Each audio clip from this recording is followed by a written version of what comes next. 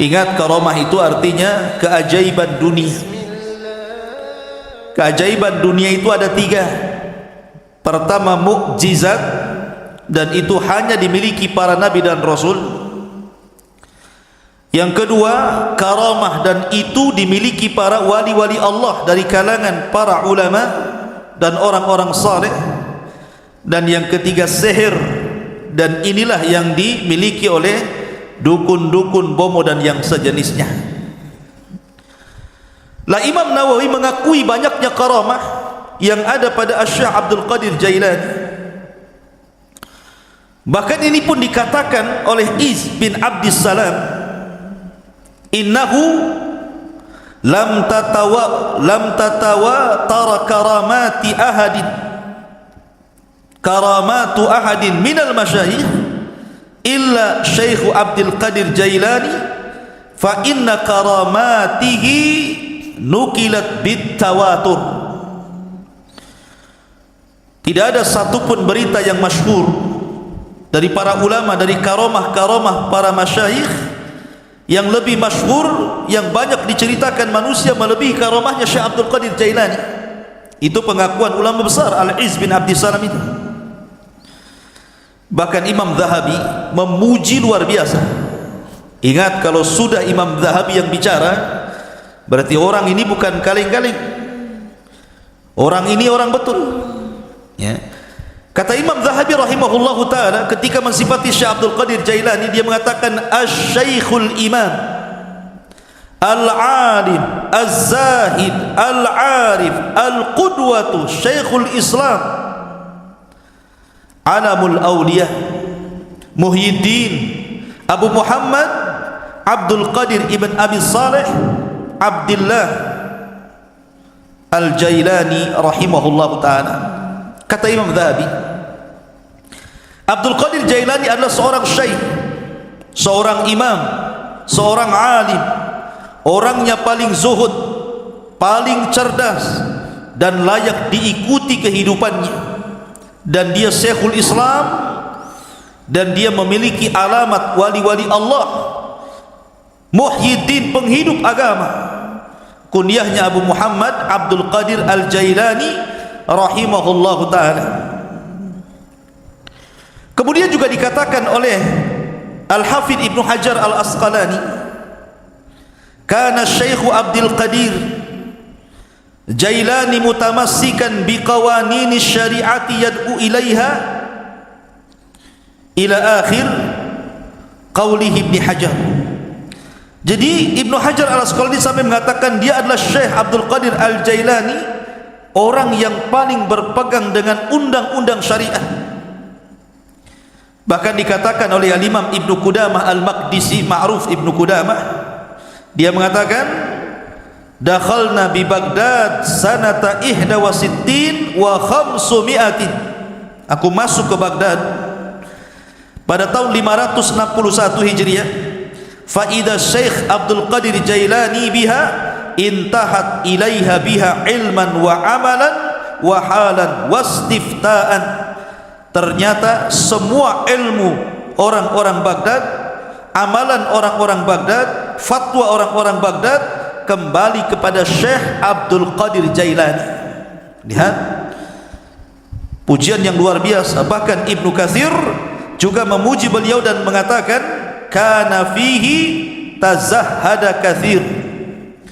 Beliau adalah orang yang memiliki sifat zuhud yang banyak, dan banyak lagi tidak perlu saya bacakan pujian-pujiannya, nanti habis waktunya hanya untuk memuji beliau saja. Taib, kita masuk dalam beberapa kisah yang menakjubkan dari Al-Imam Abdul Qadir Al-Jailani rahimahullahu ta'ala. Syekh Abdul Qadir Jailani adalah orang yang sangat produktif, banyak karyanya.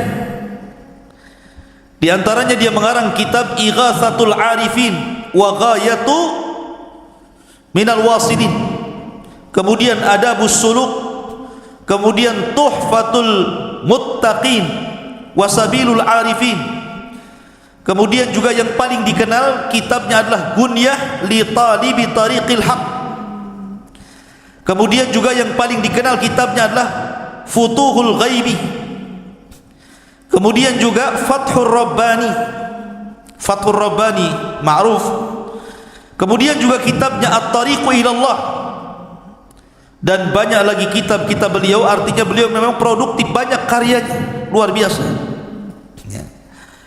Lah sebagaimana para ulama yang lainnya, ikhwatul fiddin muliakan Allah azza wa jalla, Syekh Abdul Qadir Jailani ini meninggal, ayahnya ketika baru meninggal, baru berlahir beberapa bulan setelahnya ayahnya meninggal. Artinya Syekh Abdul Qadir Jailani ini yatim, dan yang mencetak dia menjadi ulama besar itu rupanya ibunya. Sering saya ulang-ulang, banyak para ulama dunia yang mencetak ulama siapa? Ibu-ibunya. Imam Syafi'i dicetak ibunya, Imam Ahmad yang cetak ibunya, termasuk juga Syekh Abdul Qadir Jailani yang mencetak menjadi ulama besar adalah ibunya, karena dia terlahir yatim. Ibunya adalah wanita yang sangat salihah, dan nasabnya saya katakan tadi sampai kepada Husain ibn Ali, artinya dia seorang Husainiyah, wanita dari ahli bait, keturunan Husain ibn Ali ibn Abi Talib radhiyallahu anhu. Lah Syekh Abdul Qadir Jailani ini lahir di Jailan. Jailan ini kalau sekarang mungkin ada satu daerah di Iran. Di Iran ada tempat namanya Jailan. Maka Syekh Abdul Qadir Jailani dinisbahkan kepada daerah kelahirannya Jailan. Maka disebut Abdul Qadir Jailani karena dia orang Jailan, dan Jailan itu satu kota kecil yang ada di Iran ketika itu. Dan itu bukan kota para ulama. Jailan itu bukan kota para ulama, sehingga Syekh Abdul Qadir Jailani tidak puas belajar di Jailan karena itu bukan kota para ulama. Maka sebagaimana umumnya para ulama, dia pun rihlah li talabul ilmi, berangkatlah dia dari Jailan menuju Baghdad. Dan Baghdad kala itu adalah kota para ulama. Terlahir ulama-ulama dunia, ma'ruf Baghdad itu ya. Tetapi sayang ketika diserang oleh Tatar, tentara Mongolia, maka tentara Tatar banyak membakar kitab-kitab para ulama sehingga banyak yang hilang sampai hari ini. Keganasan Mongolia ketika menyerang Tatar di zaman Syekhul Islam Ibnu Taimiyah rahimahullahu taala. Walaupun ketika Abdul Qadir Jailani hidup di zaman Khalifah Abbasiyah, dan ketika itu memang kondisinya sangat memprihatinkan karena banyak terjadi huru peperangan di mana orang-orang Antokiyah, orang-orang Salibi itu, orang-orang Nasrani menyerang kaum muslimin, dan ribuan kaum muslimin banyak meninggal dunia. Memang banyak kekacauan di zaman itu. Tetapi walaupun demikian, Baghdad itu masih negara atau kota yang sangat dicintai para thalabatul ilmi karena masih banyak ulama yang hidup di situ. Salah satunya adalah tujuan safarnya Syekh Abdul Qadir Al-Jailani rahimahullahu taala ketika usianya 18 tahun, kemudian dia safar dari Jailan menuju Baghdad, dan dia belajar di rantau selama 33 tahun baru pulang ya. Anda bisa bayangkan, besar-besar di jalan tuh, tua-tua di jalan ya. 33 tahun. Coba bayangkan, ini pondok Jabal Uhud nih, tiap minggu dijenguk, kadang-kadang minta pulang. Ini Syekh Abdul Qadir Jailani 33 tahun dia gak dijenguk sama ibunya. Betul-betul setelah dia menguasai seluruh funun ilmu, baru dia pulang menjadi Syekh Baghdad, diakui keilmuannya. Makanya salah satu syarat talabul ilmi kata Imam Syafi'i, tuluz zaman, lamanya waktu. Karena ilmu itu bukan ta'amul tapi ta'alum. Bukan ta'amul, bukan dipikirkan, tiba-tiba dapat ilmu yang disebut dengan laduni, bukan, tapi dengan cara belajar. Salah satunya diperlukan tulus zaman, panjangnya waktu. Maka Syekh Abdul Qadir Jailani belajar 33 tahun, menguasai akidah, fikih, usul, mustalah, hadis, macam-macam dikuasai. Makanya kemudian tadi disebutkan oleh Imam Zahabi bahwa dia adalah Syekhul Islam, karena dia bidang semua ilmu syariat. Ma'asyiral muslimin, ada cerita yang menarik. Di sini mulai ceritanya nih. Ketika Syekh Abdul Qadir Jailani hendak berangkat safar dari Jailan menuju Baghdad, ibunya memberikan bekal 40 dirham. Besar 40 dirham, ikhwan.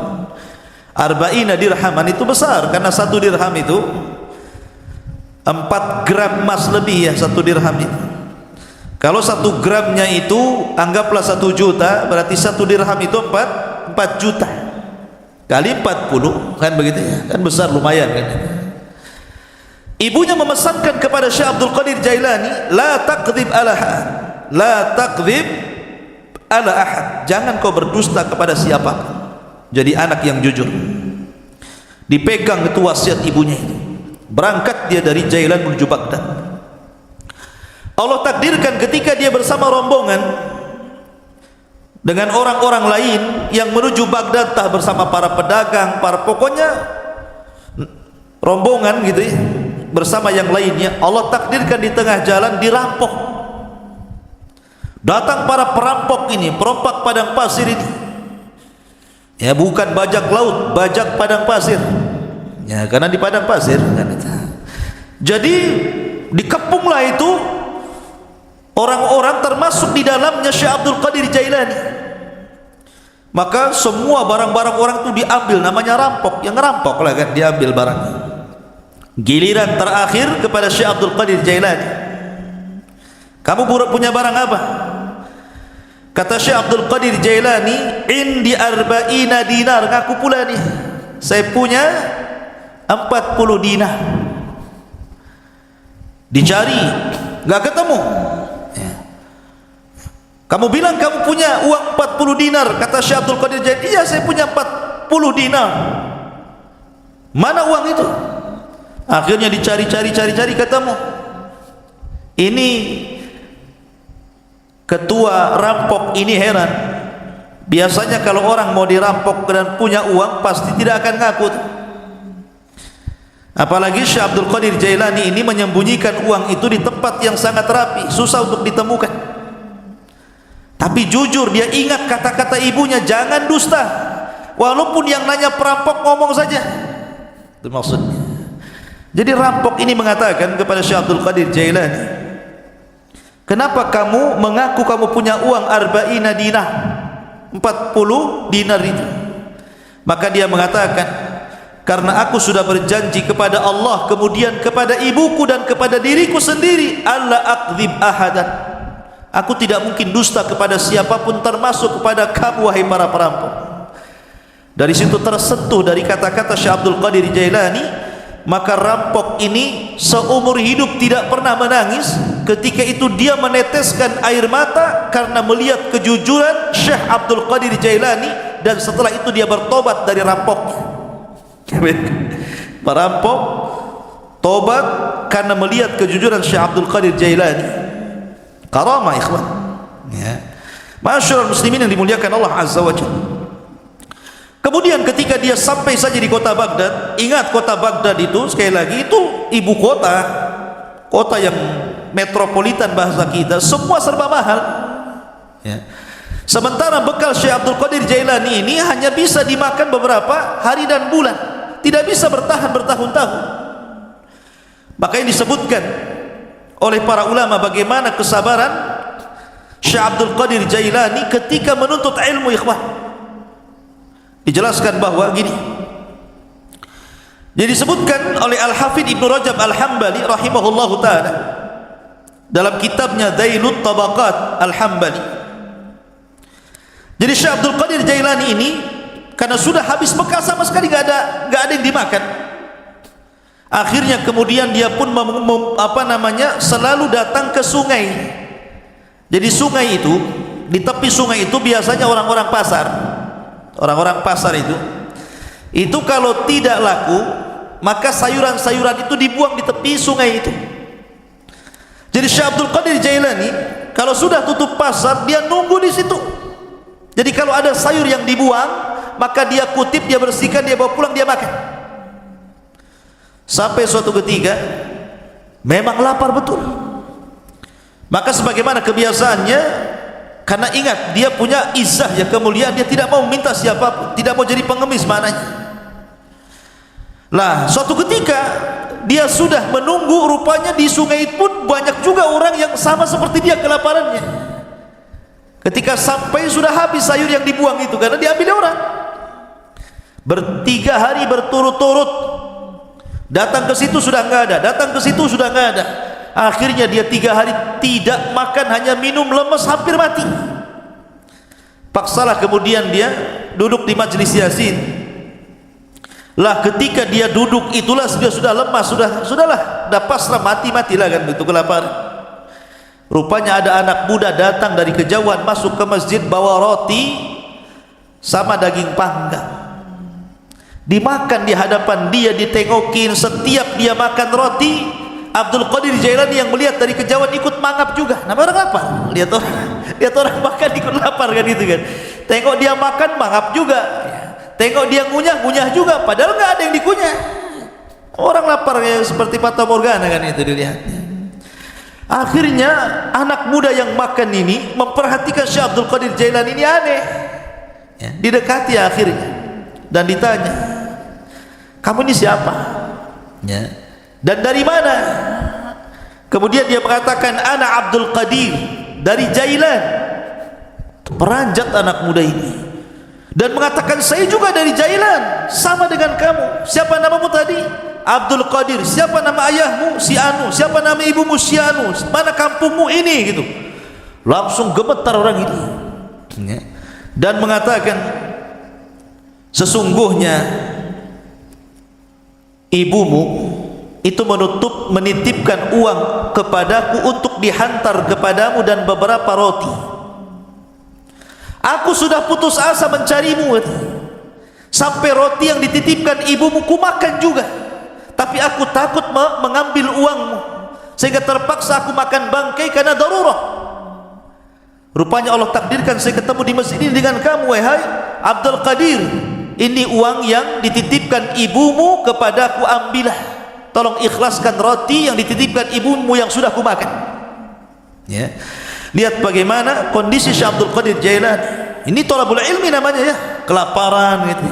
Mana ada di Jabal Uhud kelaparan, yang ada dibuang-buang, nggak habis lauknya masih banyak kan itu ya. Kenapa? Udah makan nambah lagi di warung. Thalabul ilmi sekarang dipenuhi makanan, bukan dipenuhi ilmu. Di lemarinya bukan kitab, Indomie.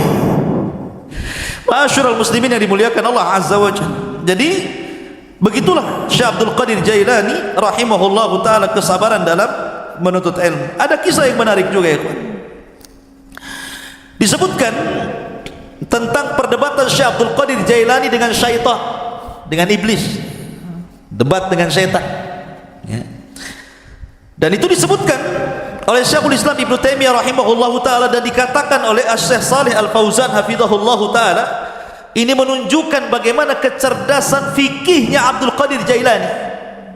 Sampai Syekh Shalih Al Fauzan hafizahullahu taala mengatakan, ini menunjukkan kecerdasan fikihnya Syekh Abdul Qadir Jailani ketika berbantah dengan syaitan. Bagaimana kisahnya? Dijelaskan, suatu ketika beliau mengatakan, saya sedang safar dan ketika itu cuaca sangat panas sekali, ala harri fi ba'dil asfar, panas sekali. Tiba-tiba ketika panas terik gitu kan, karena matahari memancar luar biasa, tiba-tiba ada awan. Awan itu menaungi kepalaku, menghalangi antara terik matahari dengan kepalaku. Dari situlah tiba-tiba dari awan hitam yang menaungi diriku, kata Syekh Abdul Qadir Jailani, nada munadin, tiba-tiba ada yang menyeru. Dari langit sana ada yang menyeru dan mengatakan, ya Abdul Qadir, ana rabbuk. Wahai Abdul Qadir Jailani, saya adalah Rabbmu. Maka Syekh Abdul Qadir Jailani rafa'a ra'sah, melihat ke langit dan mengatakan, antallah la ilaha illahu. Apakah engkau adalah Allah yang tidak ada sembahan berhak disembah kecuali Dia? Maka kemudian suara itu ada lagi di langit dan mengatakan, ana rabbuk, saya Tuhanmu, ana rabbuk, saya Tuhanmu. Syekh Abdul Qadir Jailani mendengarkan sampai akhirnya, setelah dia mengatakan ana rabbuk, wa qad ahlaltu laka ma haramtu alaika ya Abdul Qadir. Saya Tuhan wahai Abdul Qadir, aku telah halalkan yang sebelumnya kuharamkan kepadamu. Maknanya semua manusia haram melakukan ini, kau halal. Semua manusia haram memakan khamar, kau halal. Semua haram berzinah, kau halal. Pokoknya seperti itu. Tiba-tiba Syekh Abdul Qadir Jailani mendengar kata-kata, aku sudah menghalalkan kepadamu yang diharamkan aku kepada selainmu. Maka dia mengatakan, kadzabta ya aduwallah, kadzabta ya aduwallah, dusta engkau wahai musuh Allah. Bal anta syaitan, engkau bukan Tuhan, engkau adalah syaitan. Fatamazzaqat tilkas sahab, tiba-tiba awan hitam itu langsung berpecah, menyebar, ya. Lah dari situlah tiba-tiba kemudian muncul lagi suara dan mengatakan, ya Abdul Qadir, najauta minni bifiqhika fi dini. Wahai Abdul Qadir, engkau sudah selamat, ya. Najauta minni, engkau selamat dariku dengan kecerdasan fikihmu dalam agamamu. Laqad fatantu bihadzal hilah qablaka 70 rajulan. Sungguh sebelum itu, kata syaitan, aku sudah menguji 70 orang semisal kamu dari kalangan para ulama, kalangan zuhad, dan mereka terkena fitnahku kecuali kamu, katanya, ya. Lihat bagaimana Syekh Abdul Qadir Jailani mengatakan apa? Tidak mungkin. Kenapa? Kenapa Syekh Abdul Qadir Jailani mengatakan kadzabta, dusta kamu? Karena kata Syekh Abdul Qadir Jailani, ketika ditanya maka dia mengatakan, araftu annahu syaitan. Kenapa aku tahu dia syaitan? Karena ketika dia mengatakan aku halalkan kepadamu yang kuharamkan kepada selainmu, maka dia mengatakan, li anna ba'da Rasulillah sallallahu alaihi wasallam la tahlila wa la tahrim. Tidak ada yang berhak menghalalkan dan tidak ada yang berhak mengharamkan setelah Nabi sallallahu alaihi wasallam. Bagaimana mungkin kalau kemudian dalam dunia tarekat, ya, di mana orang itu kalau sudah tingkatan makrifat sampai meyakini adanya hululiyah, manunggale Gusti itu, ya, bahwa Allah itu betul-betul menyatu dengan badan, tiba-tiba kemudian seseorang boleh tidak melaksanakan sholat, boleh meninggalkan zakat, boleh meninggalkan puasa, boleh tidak haji, karena alasannya Tuhan sudah menyatu. Ana anta, anta ana, bahasanya. Saya kamu, kamu saya, katanya. Bingung dia, mana saya, mana Tuhan, karena menyatu masalahnya, ya. Makanya terkadang makin makrifat itu bukan makin baik, makin bejat, kan begitu. Karena dia meninggalkan sholat, dia meninggalkan apapun. Ketika ditanya, kenapa anda tidak sholat? Siapa bilang saya tidak sholat? Bukankah Allah yang mengatakan, inna sholata li dzikri, sholat itu untuk mengingat diriku. Jadi kalau aku sudah ingat Allah, aku sudah sholat, katanya. Karena sholat itu untuk mengingat diriku. Apalagi kemudian Allah berfirman, u'budullaha hatta ya'tiyakal yakin, sembahlah Allah sampai yakin. Aku sudah yakin, ngapain aku nyembah, katanya, kan. Nah, kan kacau nih kalau sudah Quran dipelintir-pelintir. Padahal yang dimaksud sembahlah Allah sampai yakin, maksudnya sampai ajal. Yakin di sini maknanya ajal, kata Imam Ibnu Katsir rahimahullahu taala dan ahli tafsir yang lainnya. Sembah Allah sampai mati, bukan sampai yakin. Artinya kalau sudah yakin tidak perlu sembah, gitu, ya. Nah, itu kebelinger tuh. Ma'asyiral muslimin, jadi Syekh Abdul Qadir Jailani mengatakan apa? Dia mengatakan bahwa setelah Rasul tidak ada yang menghalalkan, tidak ada yang mengharamkan. Makanya dia mengatakan kepada syaitan, ya, kadzabta, dusta kamu. Enggak mungkin halal bagiku, haram bagi orang lain, atau sebaliknya kan itu. Ma'asyiral muslimin yang dimuliakan Allah Azza wa Jalla. Dari sinilah maka Syekhul Islam Ibnu Taimiyah rahimahullahu taala beliau memuji dua perkara dari sosok Syekh Abdul Qadir Jailani. Pertama, ketika Abdul Qadir Jailani membahas tentang takdir dan membantah penyimpangan dalam qadariyah. Yang kedua, bagaimana ketika Abdul Qadir Jailani mendebat syaitan. Dari sini salah kata Imam Ibnu Taimiyah, aku sangat mengagumi Syekh Abdul Qadir Jailani sebagaimana disebutkan Imam Abdul Qayyim dalam kitabnya Madarijus Salikin fi iyyaka na'budu wa iyyaka nasta'in. Ma'asyiral muslimin yang dimuliakan Allah Subhanahu wa taala, Syekh Abdul Qadir Jailani walaupun dia sudah menjadi ulama besar, tapi dia dikenal keberaniannya, laumata laib, enggak peduli orang dia tidak takut kecuali kepada Allah. Syekh Abdul Qadir Jailani tidak takut siapapun, sampai kepada penguasa dia tidak takut, ya. Dan dia suatu ketika salah satu khalifah Abbasiyah itu bernadar, nadarnya seperti ini: saya akan beribadah kepada Allah di waktu di mana manusia tidak ada yang beribadah. Gimana caranya coba? Saya akan beribadah di waktu di mana tidak ada satupun manusia yang beribadah. Kira-kira kapan tuh? Mana bisa? Ya kan? Satu dunia ini manusia pasti ada yang beribadah kan begitu? Enggak di sini ya di sana, enggak di sana di sana kan gitu. Kapan waktunya coba? Mana kita tahu sampai bernadar seperti itu, saya akan beribadah di waktu manusia tidak ada yang beribadah. Mustahil. Ya. Karena setiap detik, setiap menit itu pasti ada orang beribadah di mana-mana. Entah di sini tidak ada, di sana ada, di sana tidak ada, di sana lagi ada. Di Indonesia tidak ada, di Mekah ada, di Mekah tidak ada, di Yaman ada, kan begitu. Sulit kita ini kemudian menentukan waktu di mana manusia tidak beribadah, dia beribadah. Akhirnya para ulama di zaman itu berkumpul memberikan fatwa bahwa khalifah harus bayar kafarah. Karena mustahil beribadah di waktu di mana manusia tidak beribadah. Khalifah harus bayar kafarah, kafaratul yamin. Puasa 3 hari berturut-turut atau memberi makan 10 fakir miskin. Tiba-tiba Syekh Abdul Qadir Jailani mengatakan, tidak, ya. Kamu harus tetap beribadah di mana manusia tidak ada satupun yang beribadah dengan ibadah yang sama dengan kamu.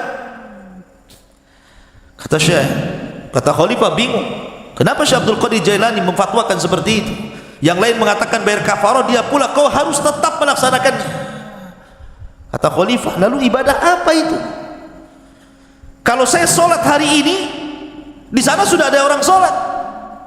Kalau saya puasa hari ini, di sana sudah ada orang berpuasa. Kalau saya umpamanya sedekah hari ini, di sana ada orang sedekah. Ibadah yang mana yang tidak bisa kemudian sama waktunya dengan orang lain? Katanya,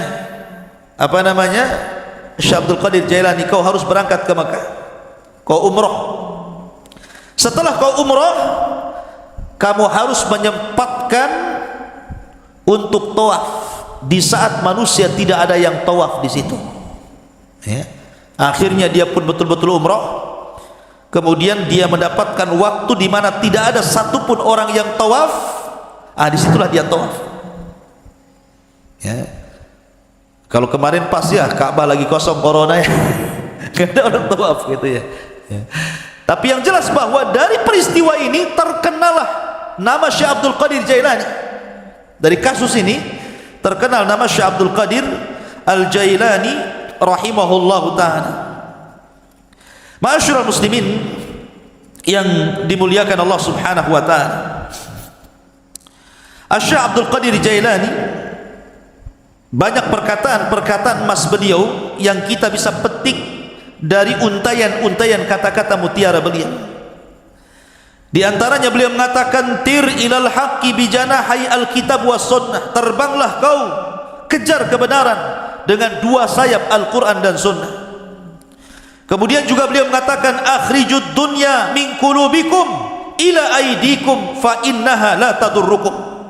Keluarkan dunia dari hati-hati kalian, letakkan di tangan-tangan kalian, karena kalau itu yang kalian lakukan maka dunia tidak membahayakan diri kalian. Itulah zuhud namanya, meletakkan dunia di tangan dan mengeluarkan dari hati. Sebab kalau dunia lenyap, hati tidak terganggu karena dia serahkan kepada Allah Azza wa Jalla. Itulah hakikat zuhud. Walaupun dia kaya, selama kekayaan berada di tangan, hatinya diserahkan kepada Allah. Walaupun harta harus hilang, maka hati tidak mungkin terpikirkan dengan hilangnya harta. Kemudian beliau mengatakan, la tadlimu ahadan walau bisu'i dhannikum fa inna rabbakum la yujawizu dzulma zalimin. Jangan kalian menzalimi siapapun walaupun dengan suudzon, karena Rabb kalian tidak mungkin melewatkan kezaliman orang yang zalim. Orang zalim itu terbatas, ya. Tidak mungkin kalau dia menzalimi kemudian betul-betul kita ini mendapatkan kecelakaan sesuai kehendaknya. Tidak, karena kezaliman yang dia lakukan pun sudah dicatat di Lauhil Mahfuz. Bahkan dalam khutbahnya beliau mengatakan, ayyuhan nas, wahai manusia, ya ibna Adam, wahai anak Adam, ish ma syi'ta fid dunya fa innal mauta sayati. Hiduplah kamu di dunia sesukamu, karena kematian akan mendatangi kamu. Wa ahbib dunya mastata' fa innaka satufariqaha. Cintai dunia sekehendakmu, karena dunia pasti akan meninggalkan kamu. Wa'mal ma mastata'ta fa innallaha bi amalika sayuzik.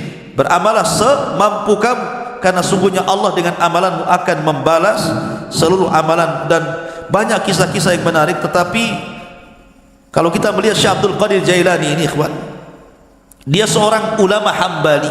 Ingat, seorang ulama Hambali. Memang dia itu punya kelebihan, kalau dia berceramah, memang dia seorang orator.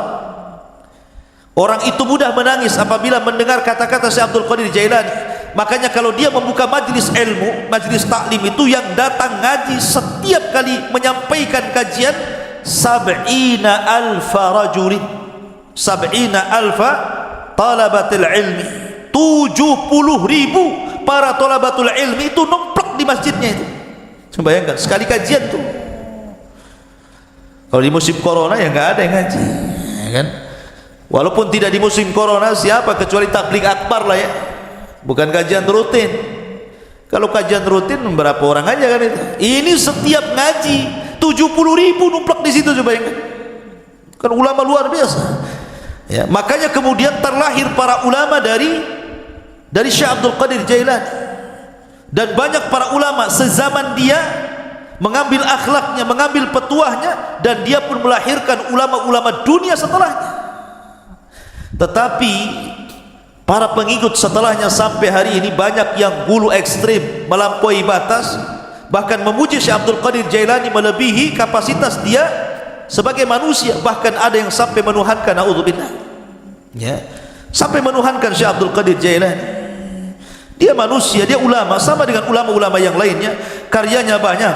Terkadang orang-orang yang mengkultuskan Syekh Abdul Qadir Jailani, dia sendiri tidak paham siapa Abdul Qadir Jailani, bagaimana karya-karyanya, bagaimana pengetahuannya, bagaimana pendapat-pendapat dia seputar sholat, seputar zakat, seputar puasa, muamalah. Kadang nggak paham, ya. Dia hanya terbawa cerita orang, terkadang cerita khurafat-khurafat yang ditimbulkan yang tidak ada sanad kepada beliau, akhirnya mengkultuskan dan sampai menuhankan, naudzubillah. Ingat bahwa manusia tetaplah manusia.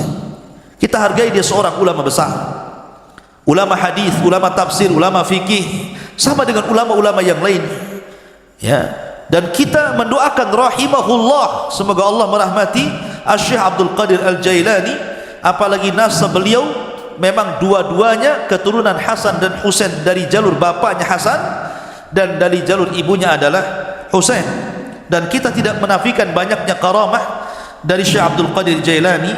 Dan sekali lagi bahwa beliau sangat terpengaruh dengan pemahaman Al-Imam Abu Hamid Al-Ghazali. Ini kisahnya juga sangat menarik. InsyaAllah nanti kita akan kisahkan beliau. Dan beliau adalah salah satu guru juga dari Syekh Abdul Qadir Al-Jailani rahimahullahu ta'ala. Subhanakallahumma bihamdika asyhadu an la ilaha illa anta astaghfiruka wa atubu ilaik. Allahu ta'ala. Assalamualaikum warahmatullahi wabarakatuh.